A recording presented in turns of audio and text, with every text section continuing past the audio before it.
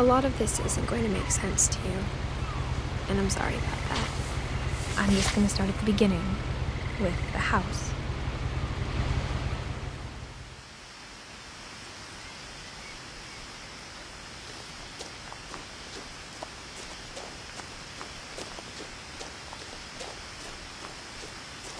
I lived here until I was 11, but I wasn't allowed inside half the rooms.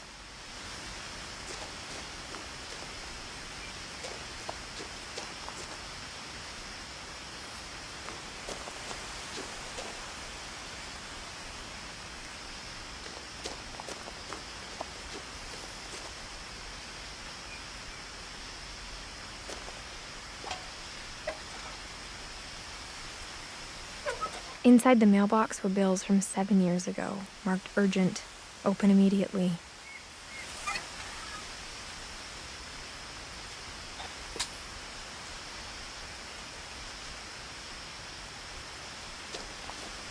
I hadn't been back since my brother Lewis's funeral.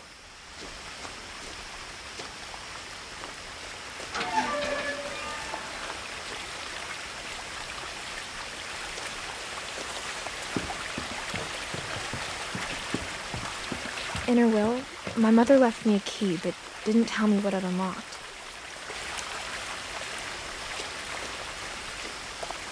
Maybe she thought I'd know, or she thought that the mystery would be enough to bring me back.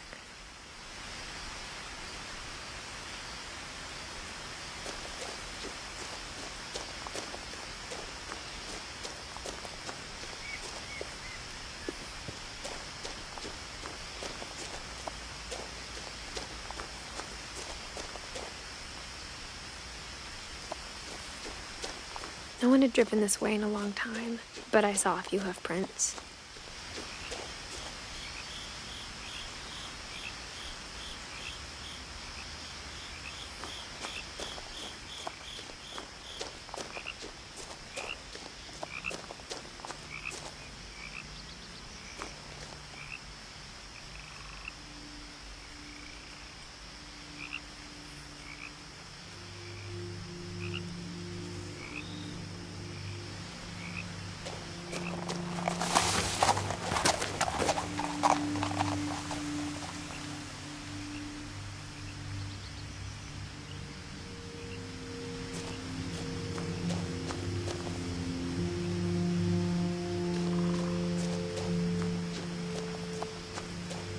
The truth is, even after I inherited the house, I never thought I'd come back to it.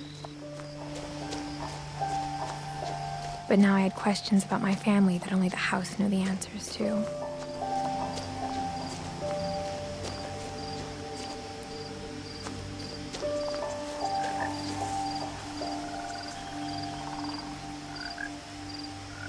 The house was exactly like I remembered it, the way I'd been dreaming about it.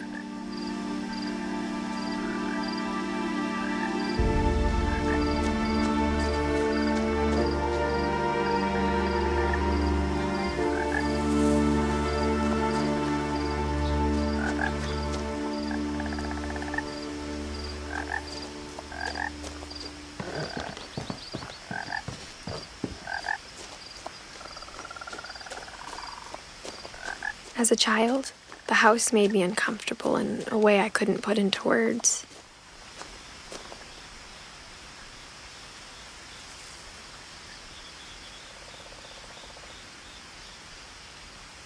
Now, as a 17-year-old, I knew exactly what those words were.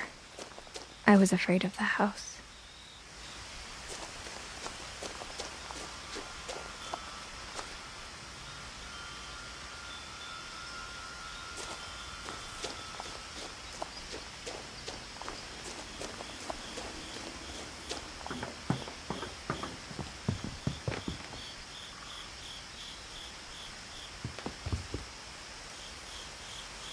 I hoped the key might unlock the front door. It didn't.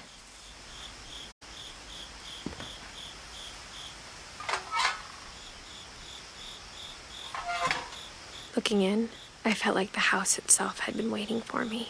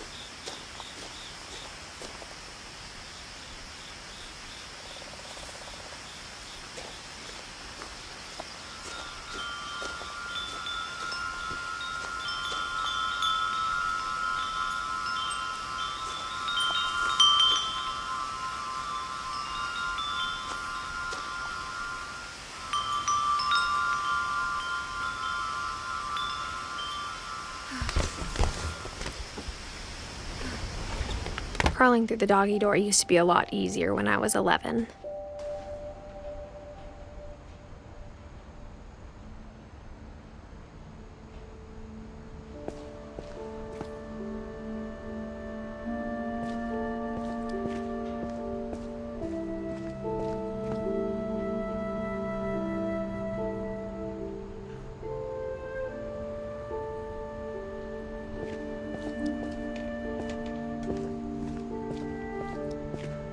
For the first time in years,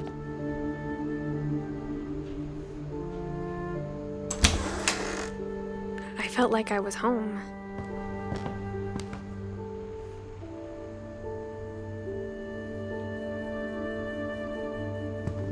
But instead of a family, there were just memories of one. Like how only one restaurant would deliver to our house, so we had Chinese a lot.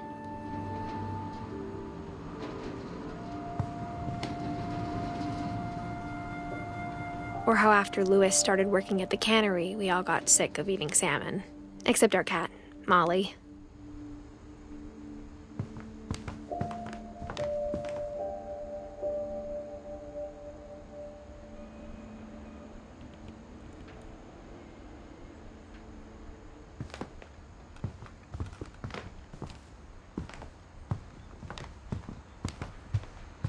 The table was still a wreck from the night we left.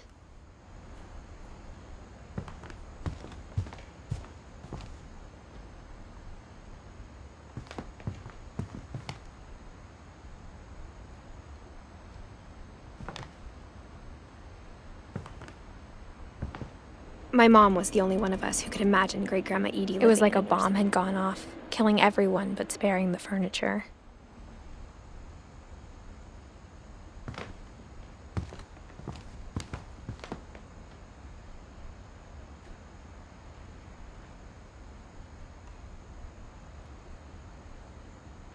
Nothing in the house looked abnormal. There was just too much of it, like a smile with too many teeth. Even the fireplace had a story. Edie told me the bricks came from the original house, after it sank.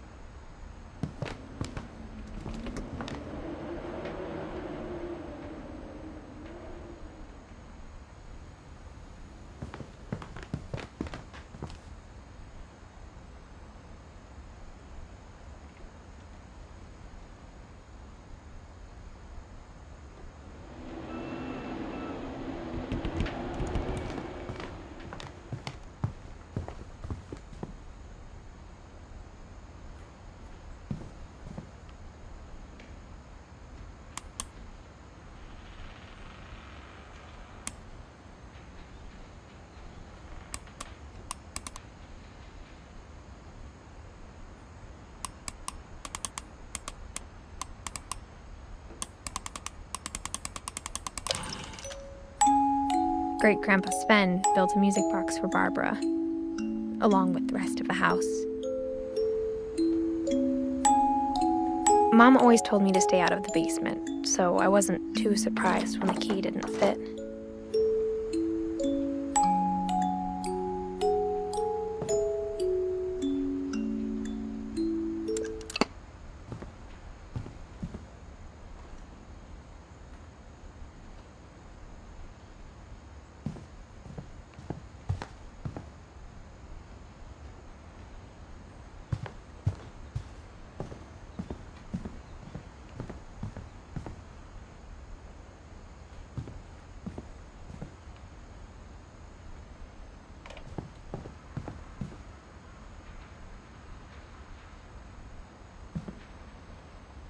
A lot of things got left behind in the whirlwind of that last night.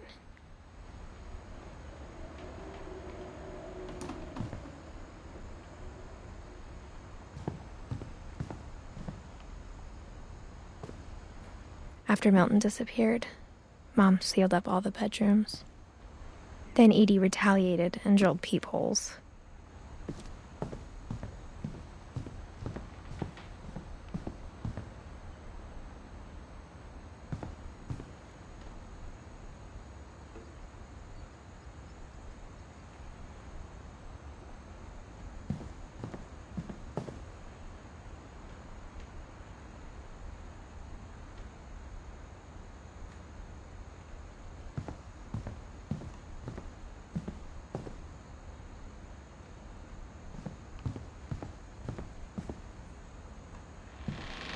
Whenever people ask me about my family, the first thing they always want to know about is Barbara.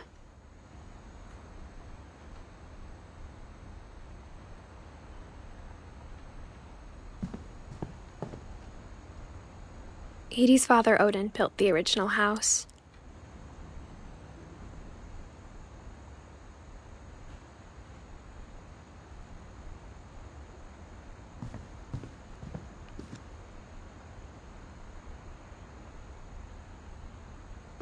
Mom must have locked the third-floor stairs on the night we left.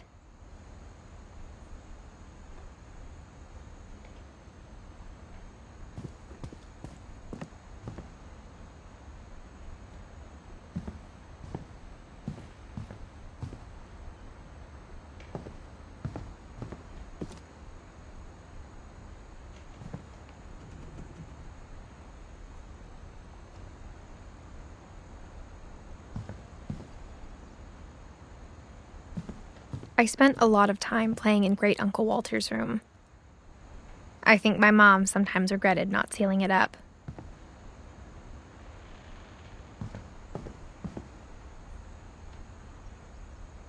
Louis told me there were secret passages, but I never believed him.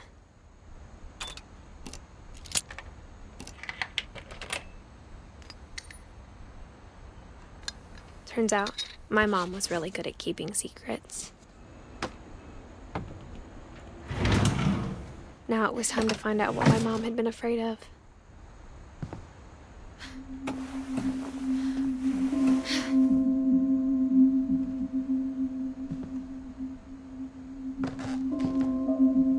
Reading this, maybe it sounds like I had a plan. From the paintings on the wall, it was clear my brother Milton had been here before me.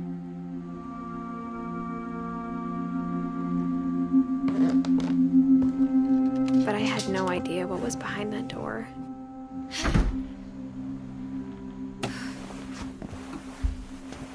Just like I had no idea where all this was gonna lead.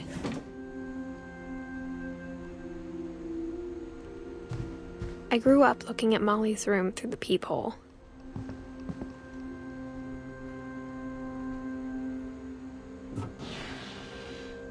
Molly's gerbil had a tiny bedroom with its own even tinier gerbil cage.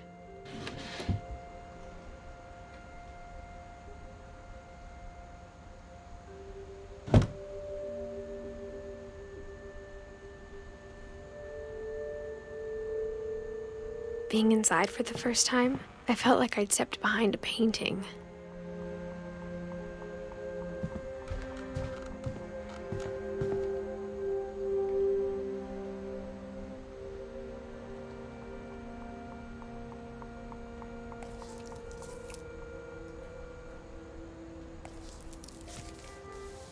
December 13th, 1947. Dear Diary, I'll be gone soon, but I wanted to tell somebody about what's gonna happen. It started when Mom sent me to bed without dinner. I woke up and I was starving, so I looked around for something to eat.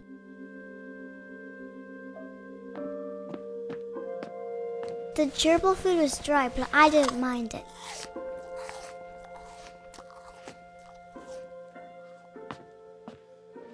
My Halloween candy was all gone.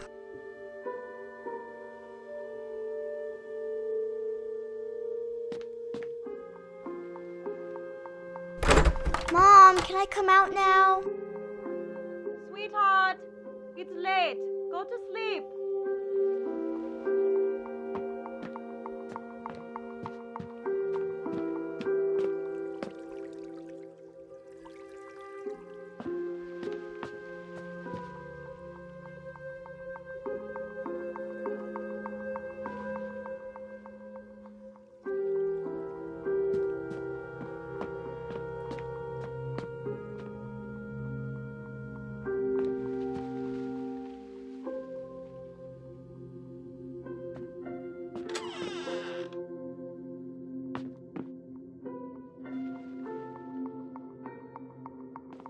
I kept eating and eating.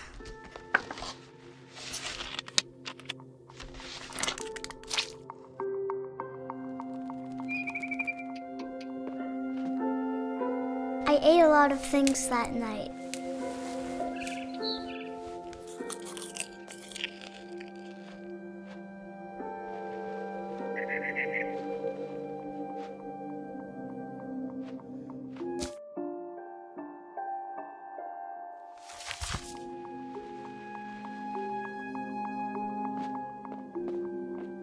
Then I heard chirping outside my window. It was a barn swallow going back to her nest. I reached out for her.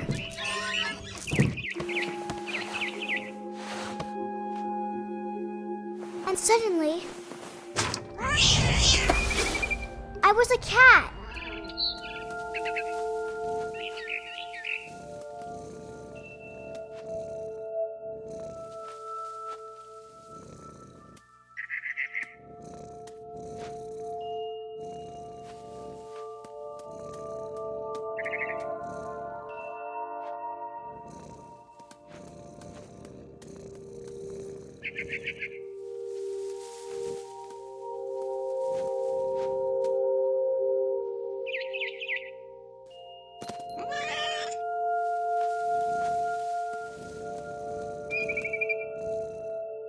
I tried to be quiet, but the bird was really scared.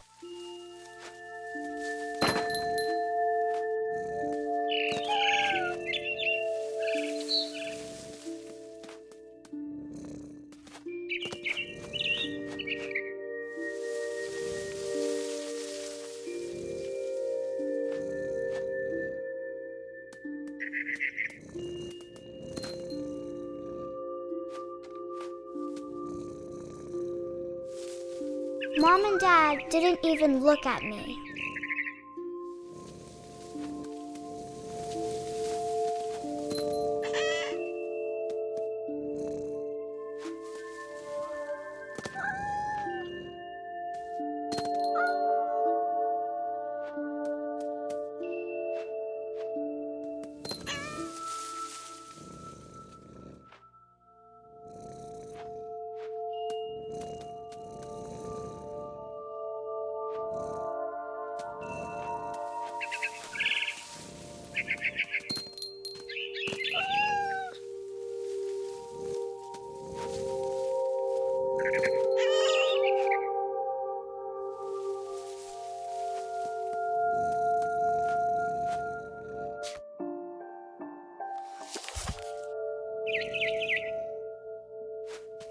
I jumped and I almost got her.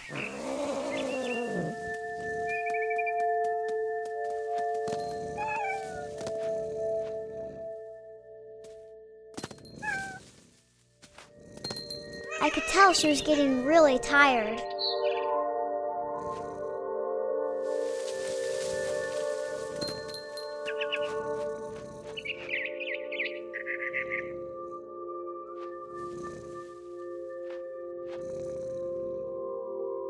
Now I was up in the big tree. I promised Dad I wouldn't climb it anymore. All I cared about was eating that mama bird.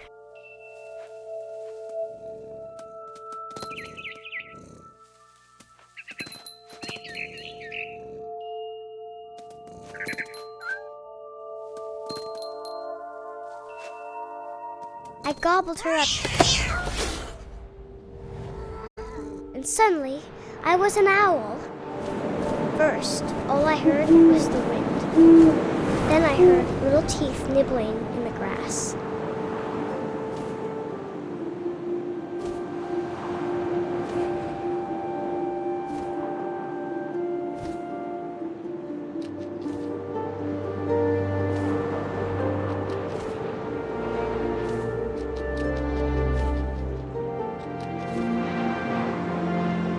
Rabbits.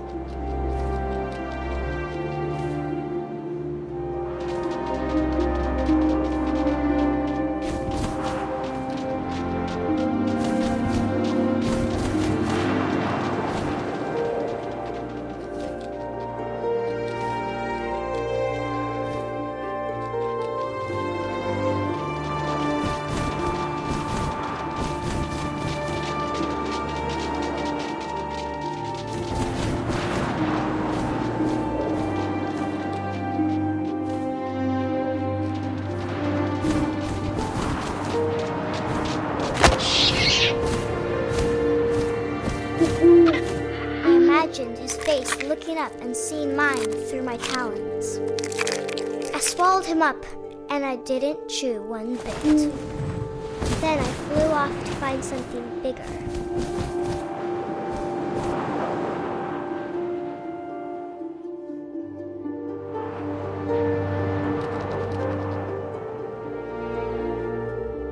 A mama rabbit.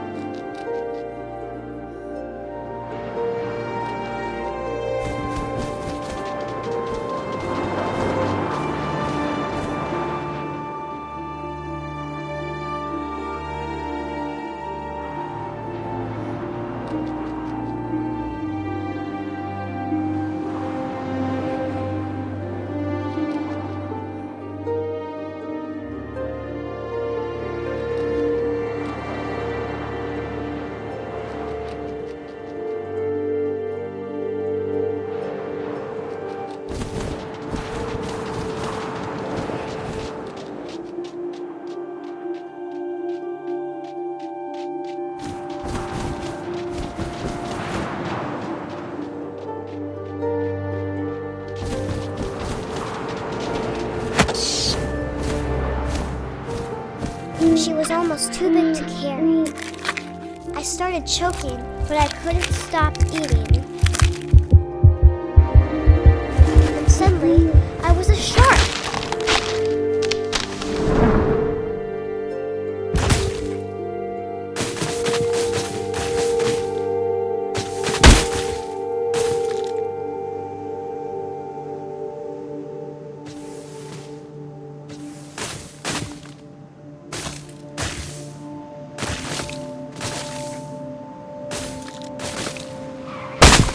I rolled off a cliff and into the ocean. Now, I was hungrier than ever.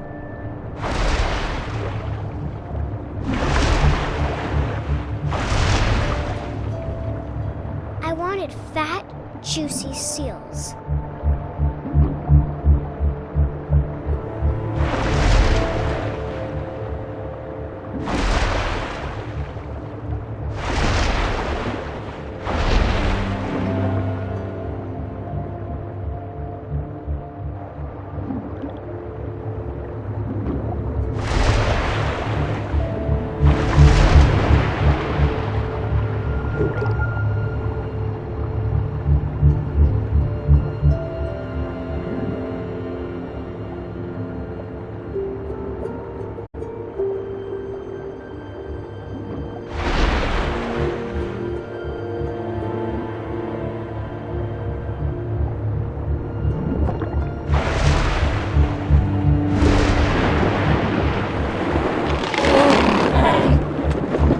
Off her flipper, and it tasted really good.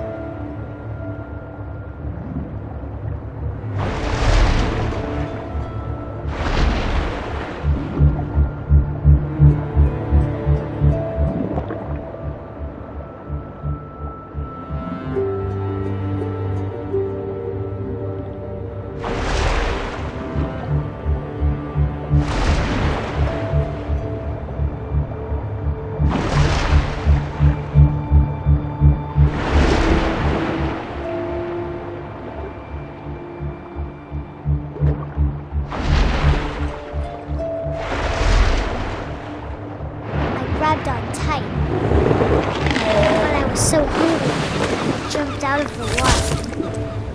When I opened my eyes, everything had changed.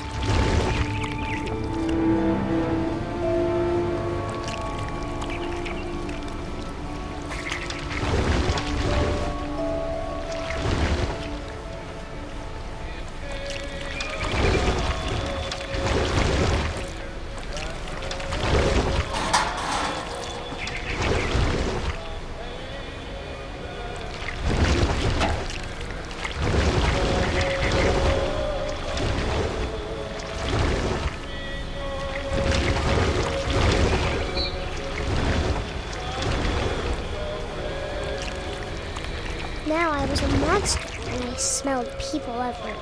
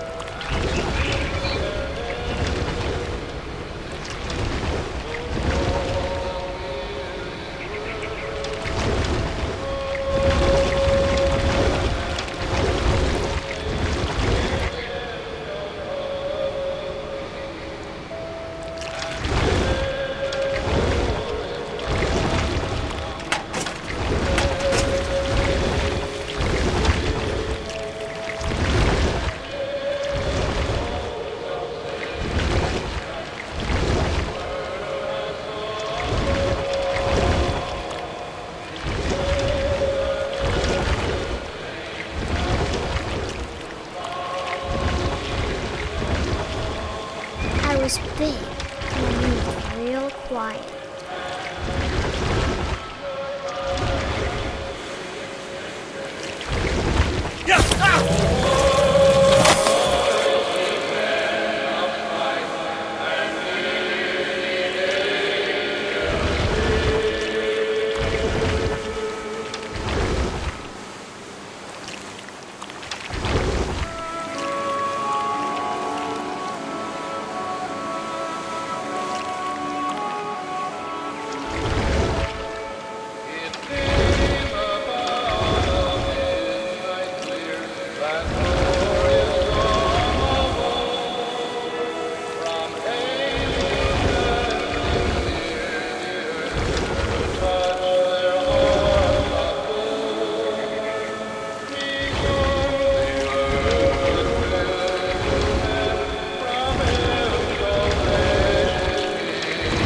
I wanted to stop, but also I didn't.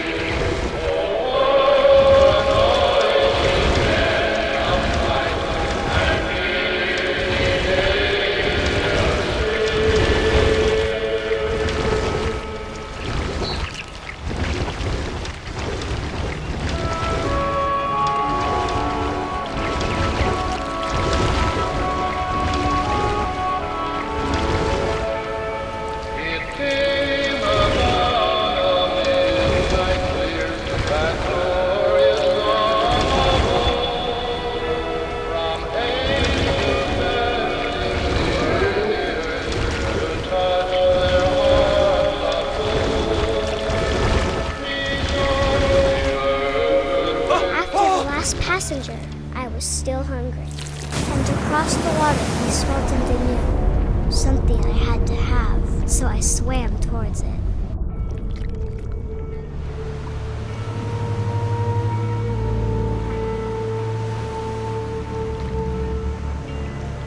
I slithered onto the sand, and the good smell went into an old pipe.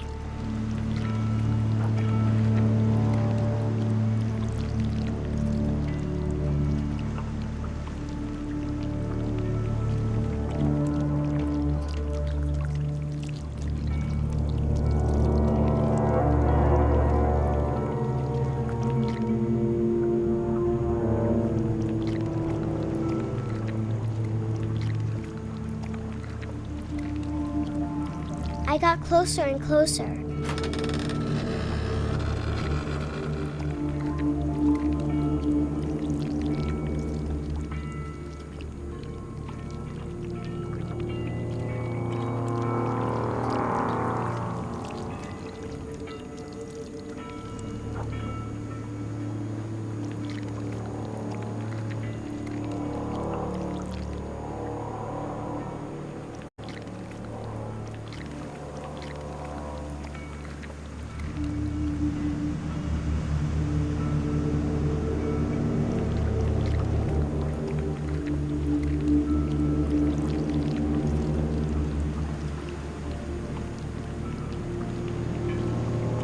All of my stomach started growling. And suddenly, I was me again. I held my breath for a long time, but I couldn't hear anything. I think it's waiting for me to fall asleep. But it's not going to wait much longer. It needs to feed, and we both know I will be delicious.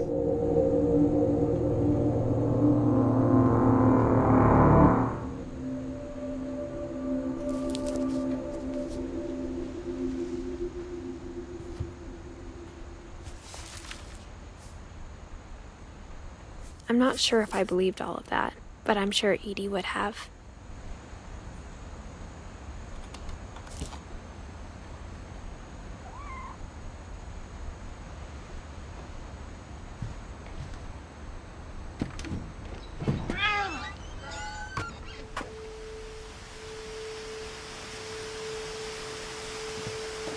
This will be obvious later, but my mom never told me any of these stories. Edie would have, but Mom didn't like bringing up the past. Though, when we adopted a stray kitten, she was the one who named it Molly.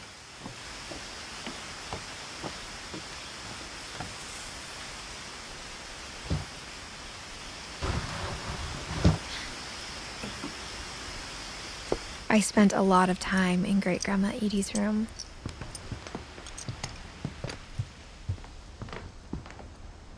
Her room was like a museum. For 500 years, the Finches have been famous throughout Norway for their fortune and misfortune.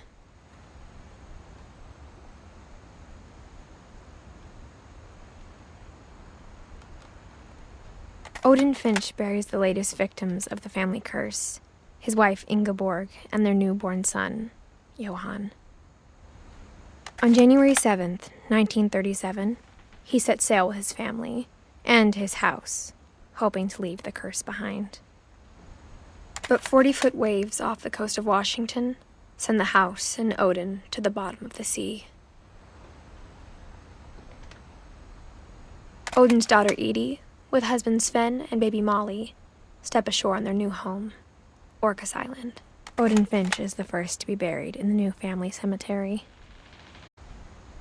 His daughter Edie is already dreaming of a new Finch house.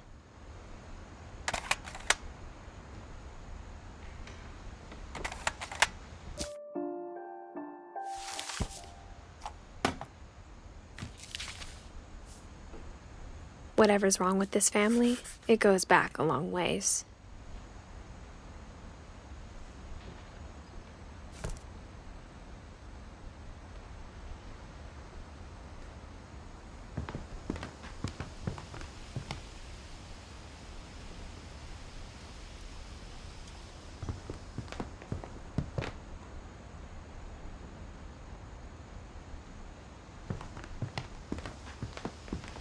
Edie knit me a new pair of gloves every year, just in time to replace the old ones.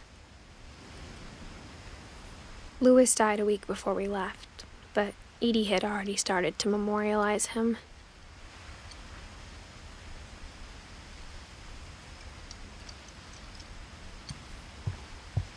When Edie told people Sven was killed by a dragon, she could also have said he was building a dragon-shaped slide that collapsed.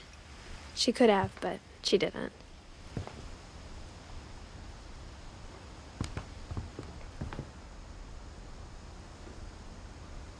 Even in her 90s, sometimes Edie seemed a lot younger than my mother.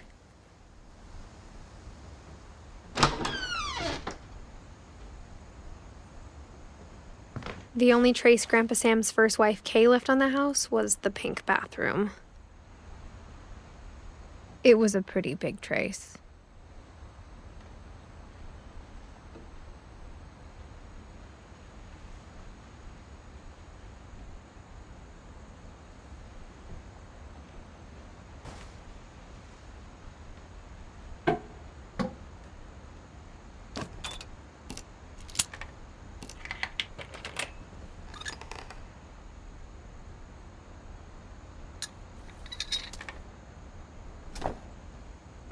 There's a secret in this bathroom. It's in the last place you would look. It isn't in the cupboard.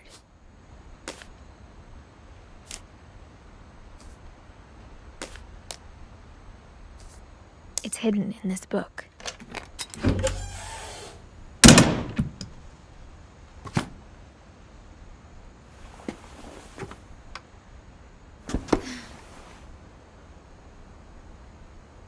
Sven gave Sam an old camera he'd refurbished. He never put it down.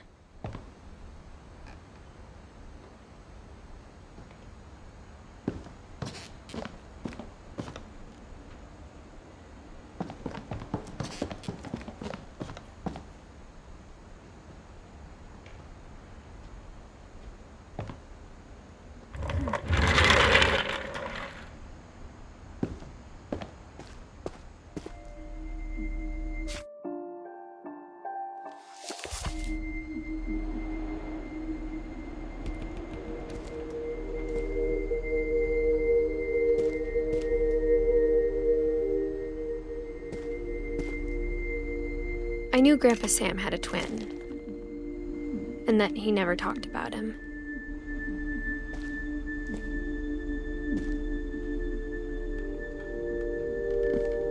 I guess my grandpa didn't like history any more than my mom did.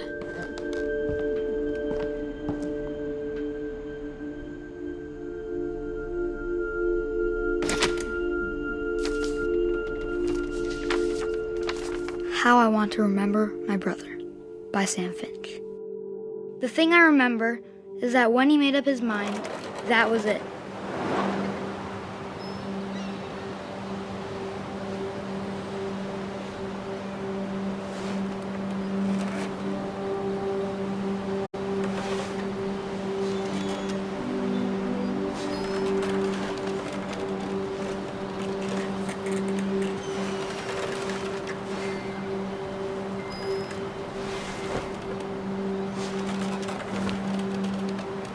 My brother said he'd die before he ate another mushroom, and he did.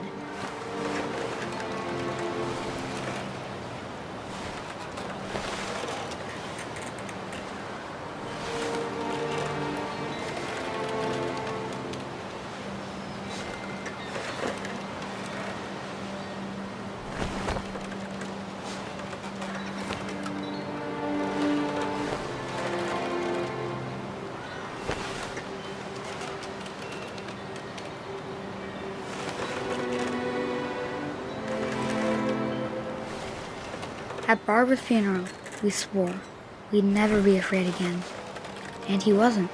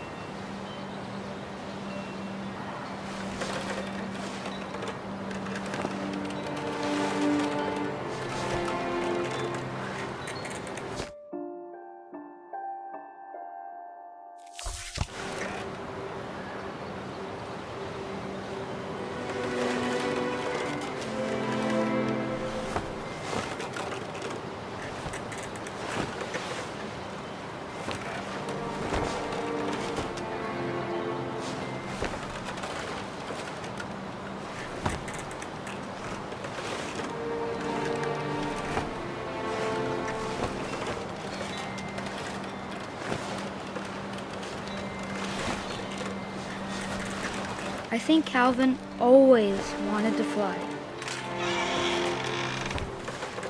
Sam! Calvin! Dinner's ready! Coming!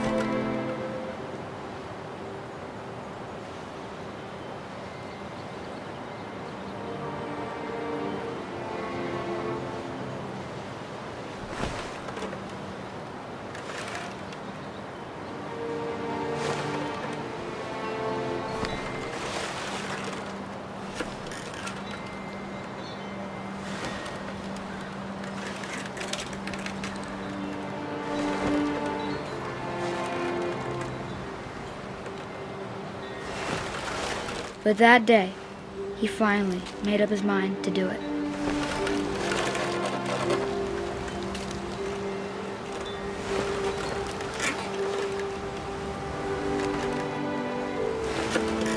I told him going around was impossible. Maybe if I hadn't said that, Calvin! I'm not gonna tell you again! maybe if the wind hadn't picked up, then maybe he'd still be here. But I doubt it. I think he'd already made up his mind. That's what I want to remember about my brother.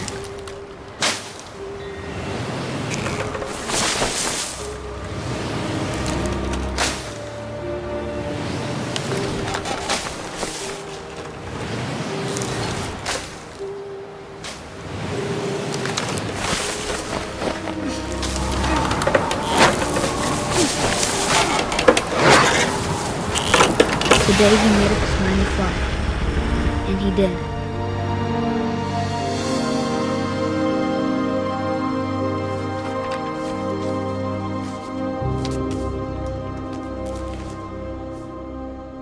Calvin's story felt strangely familiar. When I was younger, I remember trying to do the exact same thing.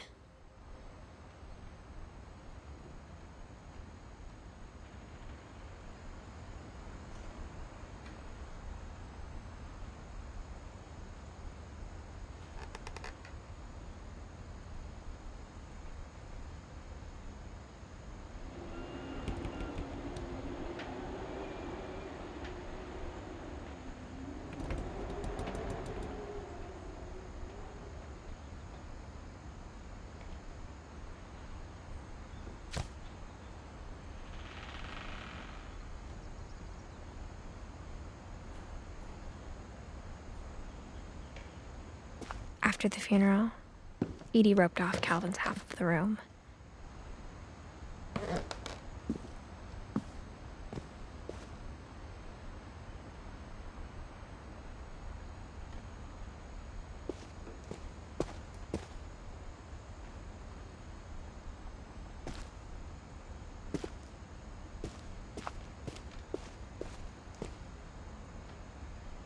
Mom said Grandpa Sam enlisted at 18 and never set foot in the room again.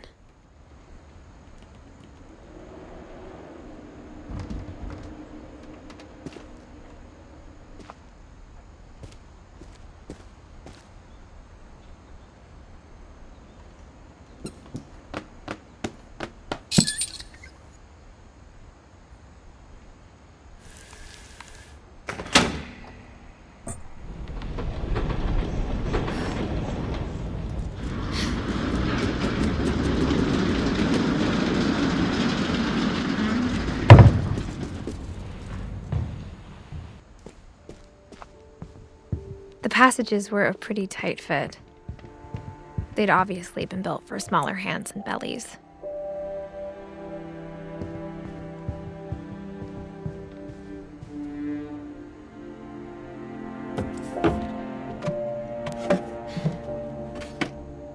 Growing up, I always thought of Barbara as a child star.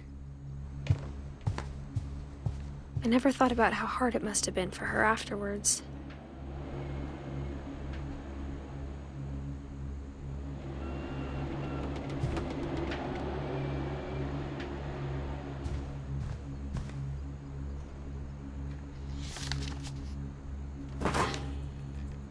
Of all the stories people wrote about Barbara's death, I'm surprised Edie saved this one.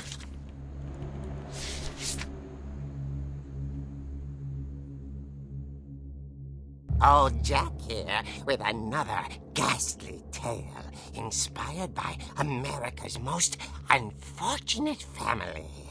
I'm calling it The Surprise Ending of Barbara Finch. As a child star, Barbara was famous for her scream. Now at 16, she was all washed up. A has-been. But in a lucky break, she'd been asked to perform her signature scream at a local convention for monster movie fans. It was just the boost her career needed. Unfortunately, her scream hadn't aged well. Getting better. I think you just need the right motivation. Her biggest fan and current boyfriend, Rick, was about to demonstrate when... Now that was a great scream. It was Barbara's father, Sven. He'd slipped into a table saw and had to be rushed to the emergency room. So Barbara got stuck babysitting her youngest brother, Walter. Her convention comeback was cancelled. Okay, I'm hearing frustration, but I'm not hearing terror. What if I tried... A gang of hoodlums in Halloween masks have been terrorizing Orcas Island tonight. Police are urging residents to... That came from the basement. You're right! Also, I loved your delivery on that. Why is your basement door locked? Because my dad likes making puzzles and secret passages. There's a key hidden in the music box. The secret is to keep winding and winding until finally the key pops out. Thanks, babe. I'll be back in a sec. 20 minutes later, Rick hadn't returned. So Barbara went to look for him, right on cue. She reached for the music box.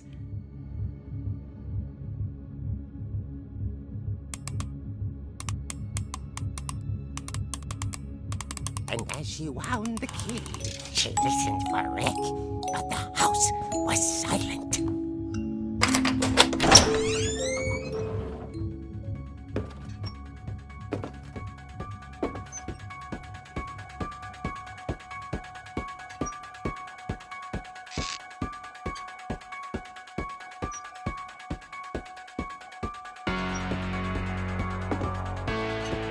She found Rick's crutch and imagined the worst.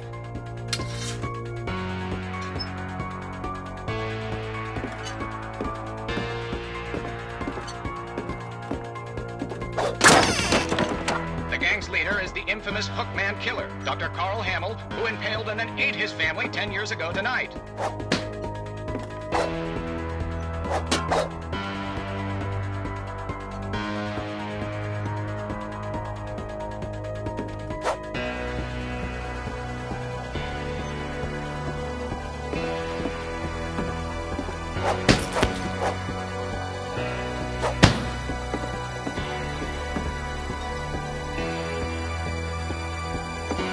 The old fridge rattled and grew still.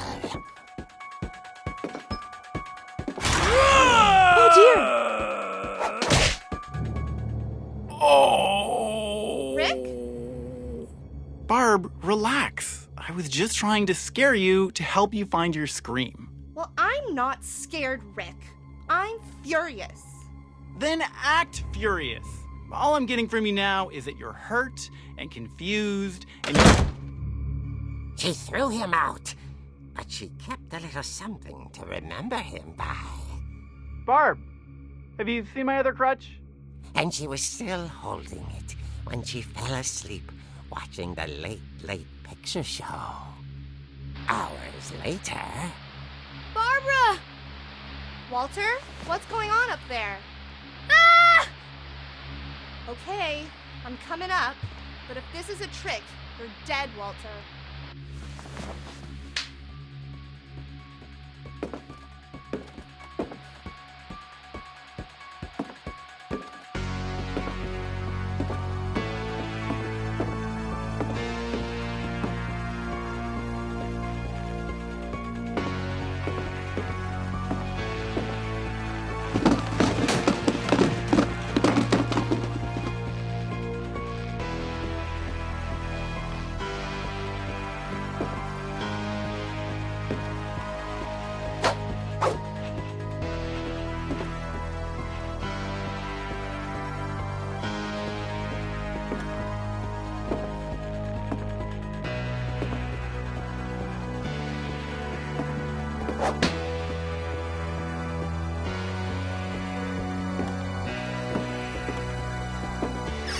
Walter, are you there?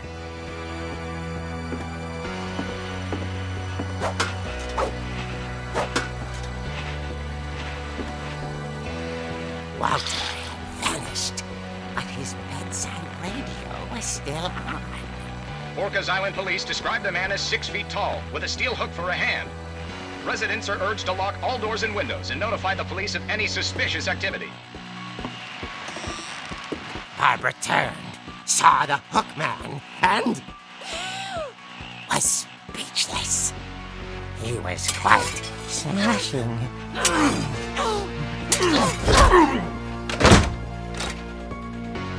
And he was. He couldn't get enough of Barbara. Okay, Barbara, there's gotta be another way out of here.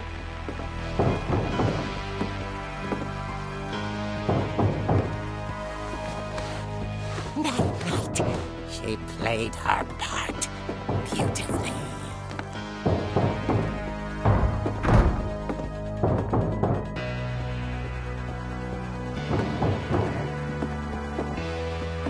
She thought about abandoning Walter, but just couldn't do it.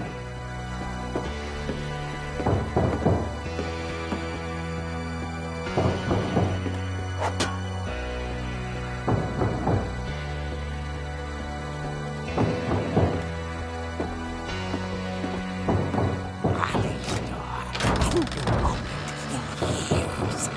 The hinges groaned.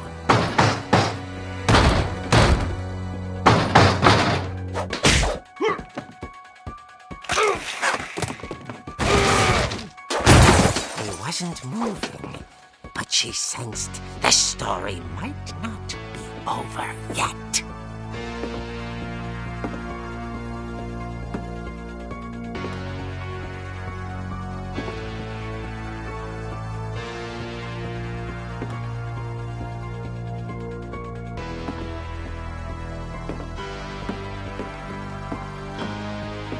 The hookman had vanished.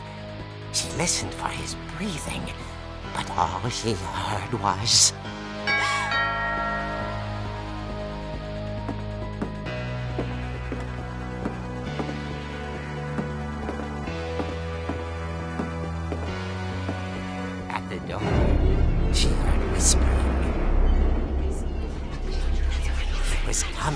from inside the house.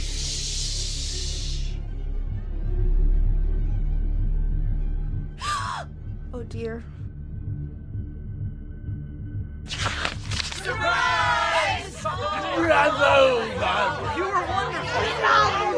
monsters had come to surprise her. For Barbara, it was a dream come true. Then she saw what kind of monsters they were, and she realized what was about to happen. She was going to be famous. And with her final breath, Barbara Finch gave the performance of her life.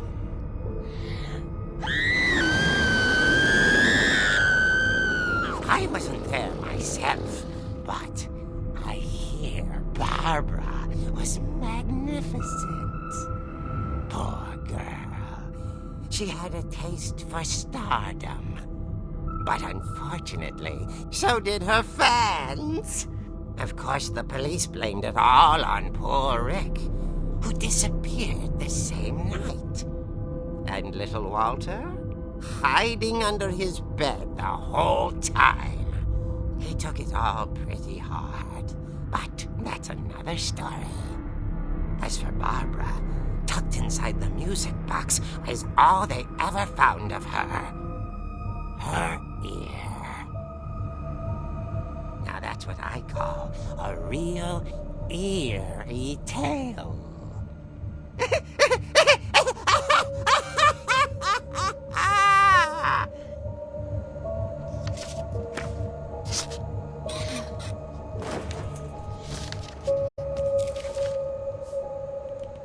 Edie told me all Barbara wanted was to be remembered, as absurd as that comic was. Maybe what Edie saw was a happy ending.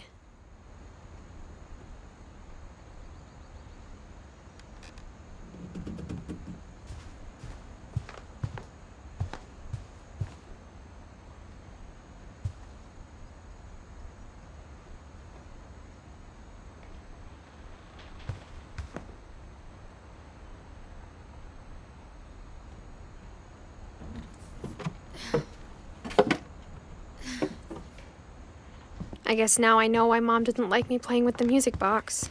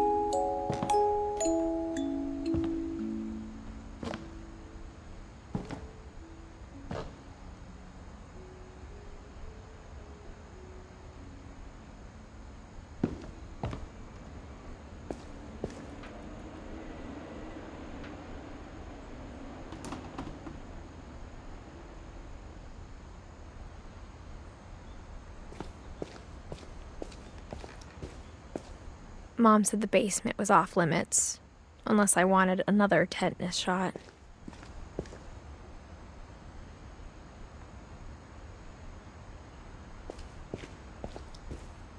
I saw Edie sneak down to the basement once, carrying packages.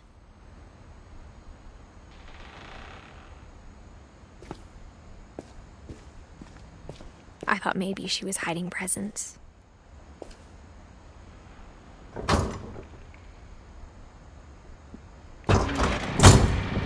It turned out she was hiding a lot more than that.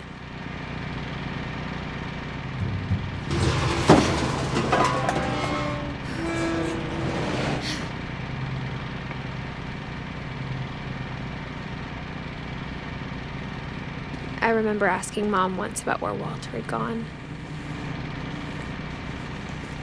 She said after Barbara died, he got as far away as he could.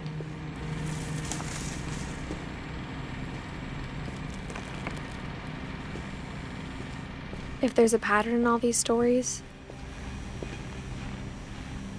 I think it's that none of us has gotten very far.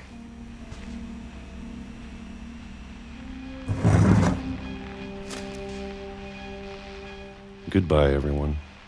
I can't believe I've been down here for 30 years. On that first day, after the shaking started, I didn't think I'd survive a week.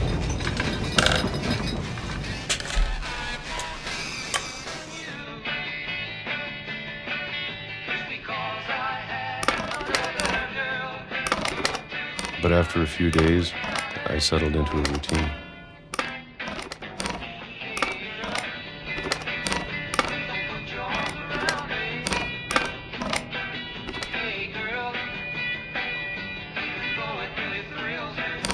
That's what kept me sane.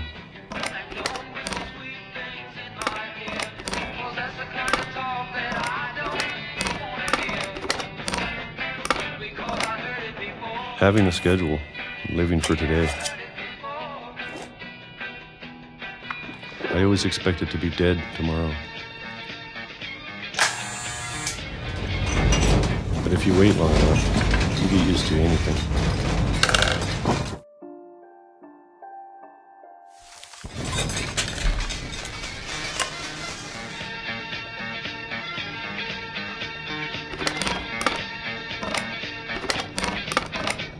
Even a monster on the other side of the door starts to feel normal.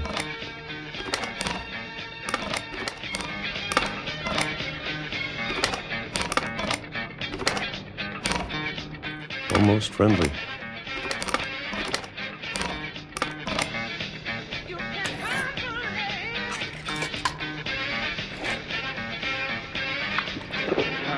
And then one day, everything just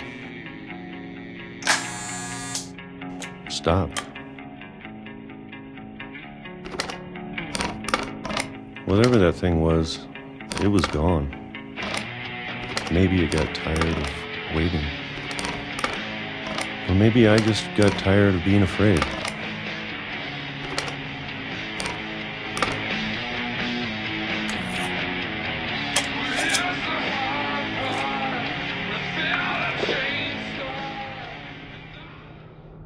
It's been a week now, the longest in 30 years. I'm done waiting. I have to leave while I still can.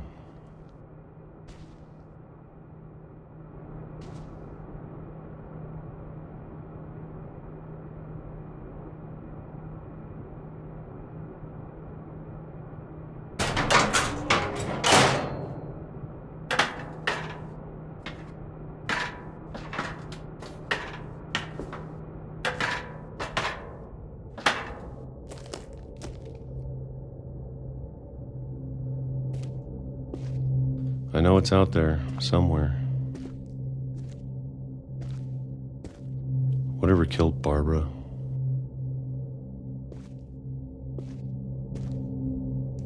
And Molly. And Calvin.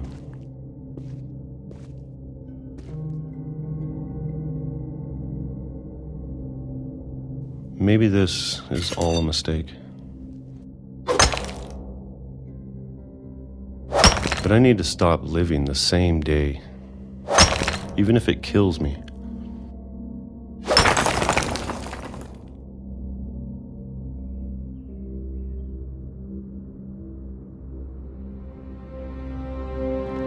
whatever's out there, I want you to know I'm ready for it. I'm going to appreciate all of it, especially the food. I don't mind if I only have a year left, or a month, or a single week. I'd be happy with one new day. I can already imagine the sun on my face.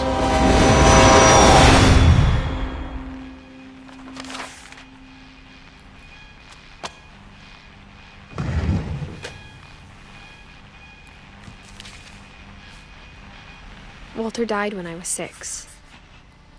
I can't believe my mom never told me he was down here.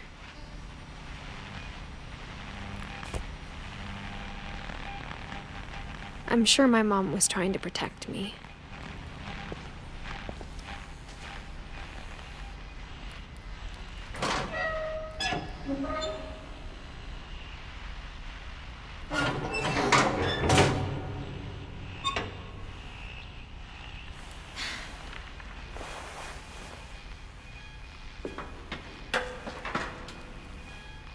Maybe she was afraid I'd end up like Walter.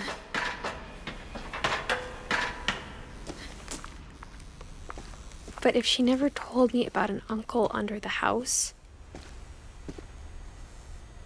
I can only imagine what else she was hiding.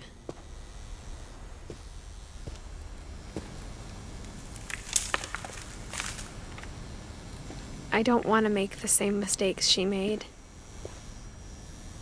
Trying to bury something that's still alive.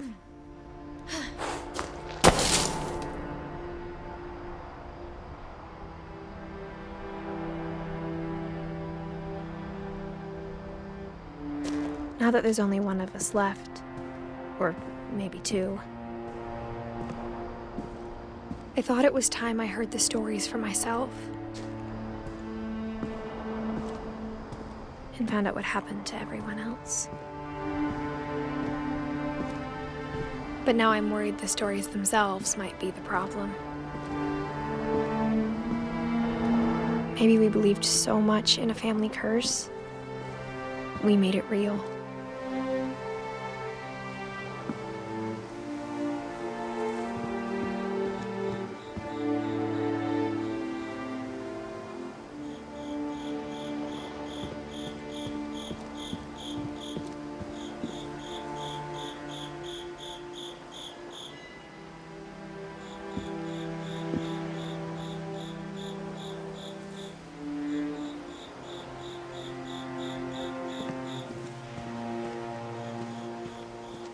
I don't know if I should even be writing this.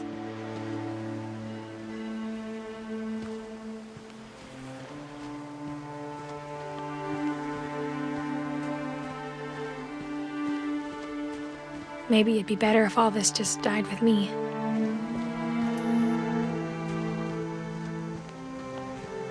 But I thought you should know about your family.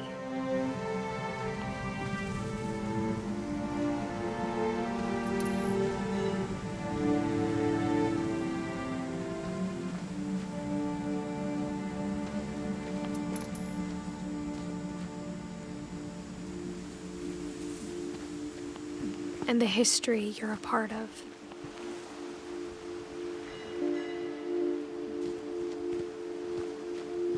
Though to be honest, I feel as lost as you probably do right now.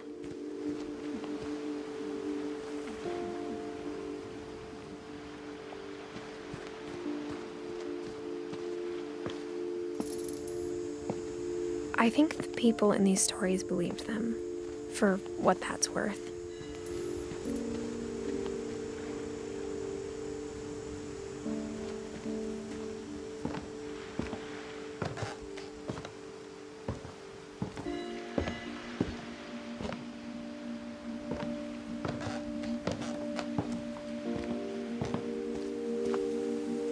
And when you look at the house, that history of imagination and stubbornness and madness,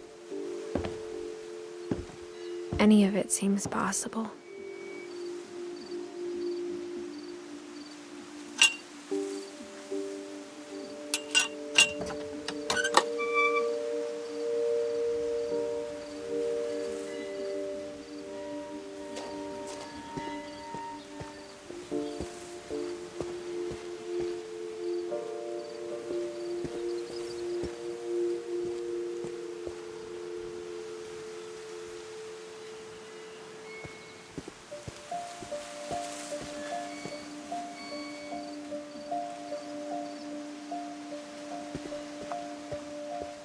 I think we've been surrounded by death for so long, we've just gotten used to it.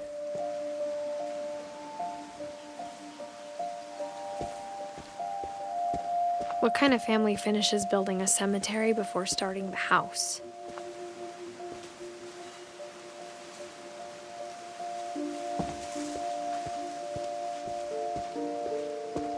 It's embarrassing for me to admit this, but the pet cemetery made me more uncomfortable than the human one. 3 of the gerbils were mine, and 2 had been my fault. Sven built the house, but it was Edie who designed the cemetery. I'm sure Odin's monument had been Edie's idea. My mom was always trying to move on, but for Edie, the past never went away.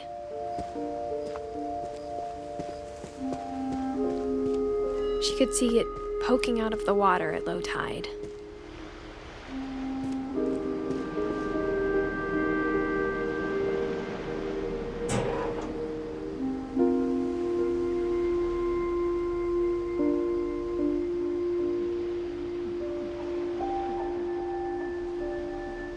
Edie said she dreamed about the old house every night.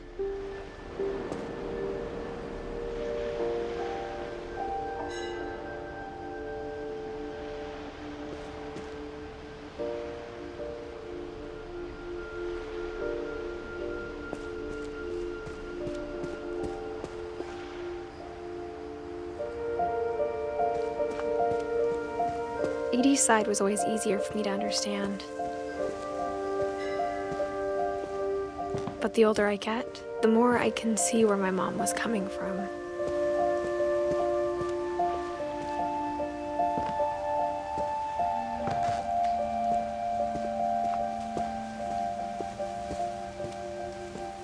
There's so many things I wish I could ask my mom now. Part of me thinks this is what she wanted all along. For me to come back someday and find everything out for myself.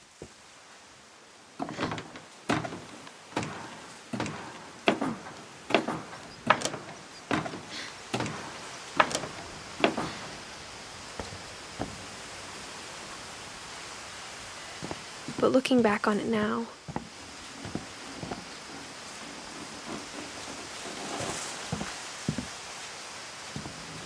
if she told me there was going to be so much climbing, I never would have come when I was 22 weeks pregnant.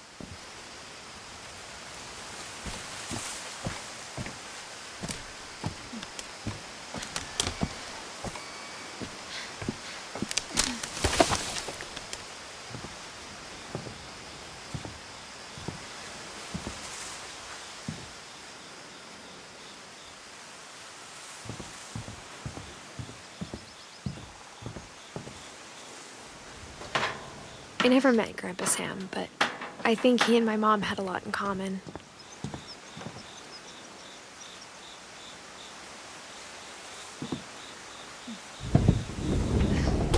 They were both pretty intense.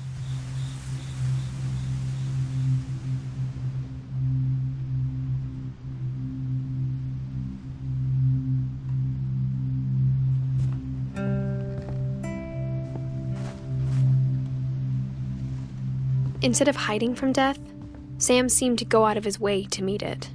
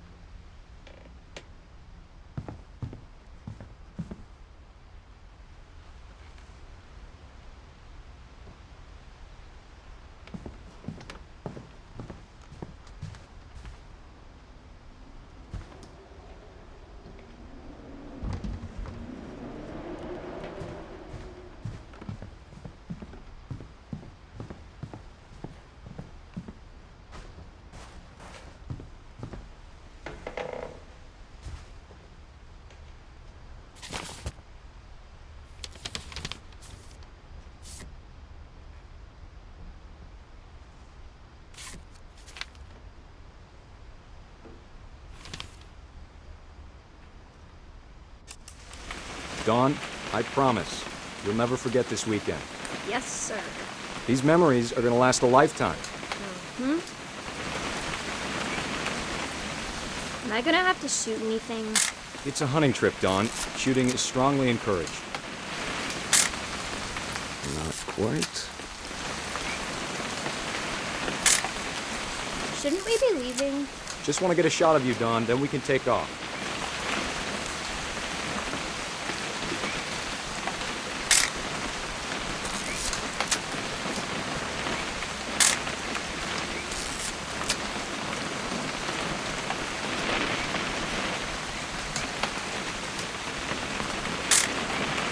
I'm over here, Dad.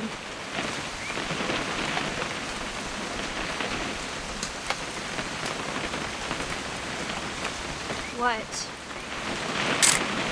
Perfect.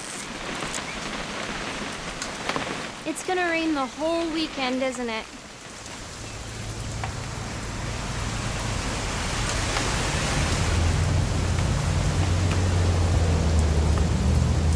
I will never forget this weekend, Dad. That's the spirit. Smile, Dawn. Okay, got it. I'm gonna take some pictures, okay? Just be careful. The camera's older than you are.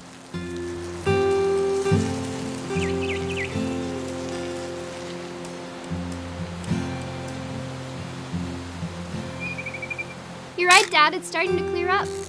Still freezing, though.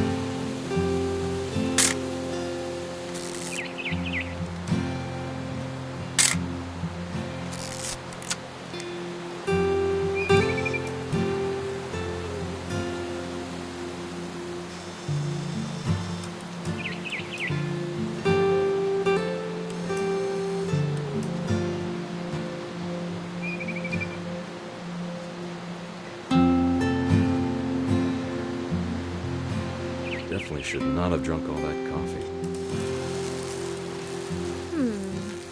Hold still. Hey! That's a keeper. I'm just saying, I'm not always gonna be here, Dawn. You'll need to remember this stuff, if you want to survive. I'll be fine, Dad. You know who else thought he was gonna be fine?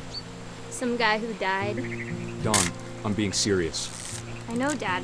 You're always serious. Doesn't being out here make you want to chill out? Well, to tell you the truth, I haven't been out here in 20 years. Dawn, don't you think you could find something more interesting to photograph? You don't need to waste any more film on me, kiddo.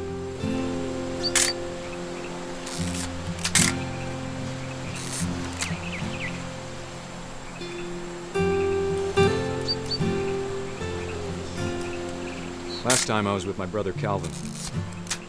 Man, that was a great trip.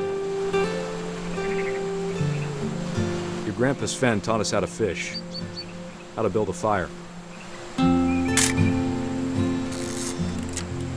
We found an old logging trail. There were deer everywhere. I bet if I could remember where that trail was, we'd spot a buck for you in no time. Give me a minute to check the map. Dad! Good eyes, Dawn.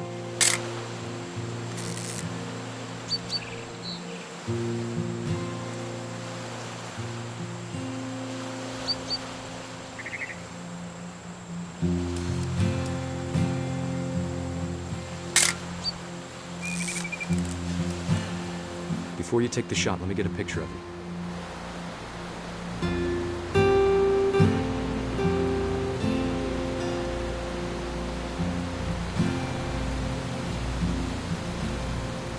Dad, Let me get behind you.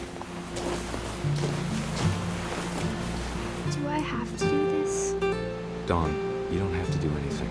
But if you want to survive, you'll need to be strong.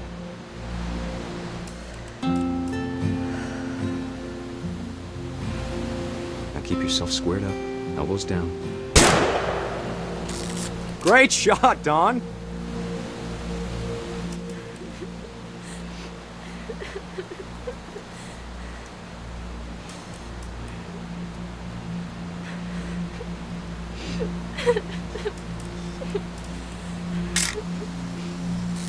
I'm proud of you, Dawn. Always remember that, okay?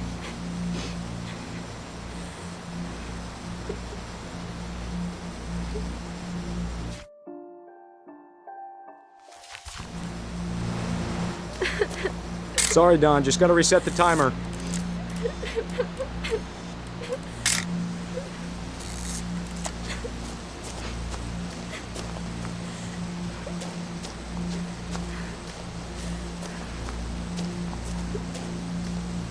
Dad, it's twitching. I think That's it's totally so- normal, Dawn. Just focus on the camera. Try not to think about— Dad!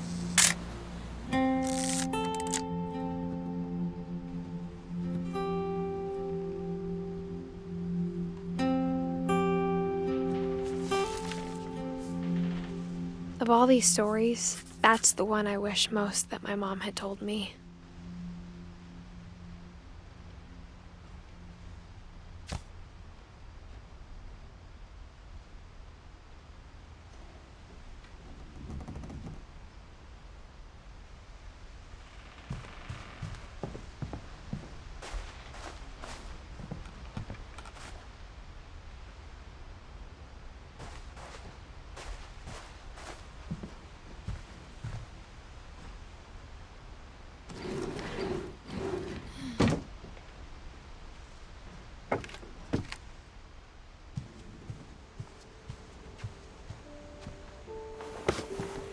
After Sam died, my mom and Edie got really close.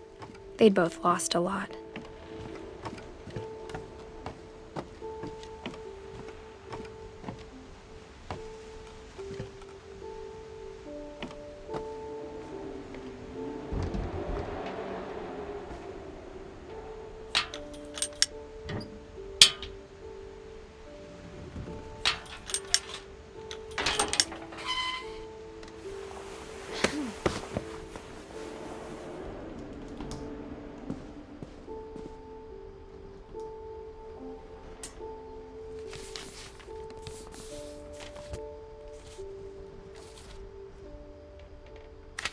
Dear Kay, do you remember the way Gregory used to laugh when he thought he was alone?